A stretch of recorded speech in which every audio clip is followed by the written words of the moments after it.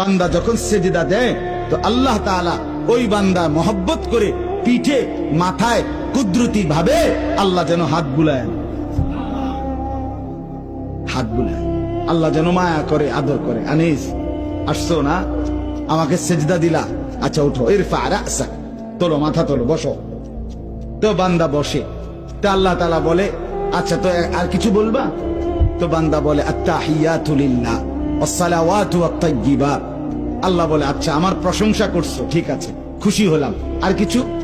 তো বান্দা এবার বলে আল্লাহুম্মা সাল্লি আলা মুহাম্মদ ওয়া আলা আলি মুহাম্মদ, মানে পুরাটা আর কি। তো এবারে আল্লাহ বলে মাশাআল্লাহ, আমার বন্ধুর প্রতি দুরূদ পড়লা, আমি তাতেও খুশি হলাম, আর কিছু বলবা? তো এবার বান্দা বলে রব্বুল আলামিন, সেজদা দিয়ে আপনার কাছে আসলাম, আপনার প্রশংসা, আপনার বন্ধুর প্রশংসা করে আপনার খুশি অর্জন করলাম।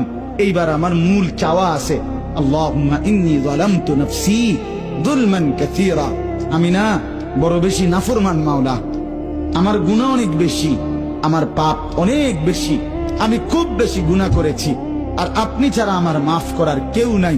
এখন আপনার এত কাছাকাছি হয়ে আমি আল্লাহ আপনার কাছে মাফ চাই, ফাগফিরলি মাগফিরাতাম মিন ইনদিক, আপনি আমারে মাফ করে দেন।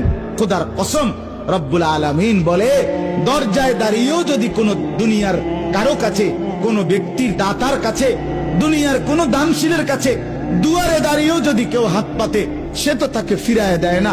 আর আমি যার মাথায় হাত বুলাইলাম, মার পিঠে হাত বুলাইলাম, আমার এত কাছে আইনা বসাইলাম, তাকে আমি ফিরায় দেব কেন? যা তোকে মাফ করে দিলাম। এই জন্য নামাজের সালাম ফিরাইয়েই সে আবার হালকা আওয়াজের সাথে সাথে বলে আল্লাহু আকবার। মানে কি? আল্লাহু আকবার অর্থ হইল ভাই সাহেব, আল্লাহু আকবার, আমার আল্লাহ বড়, আমার আল্লাহ আমারে মাফ করে দিছে।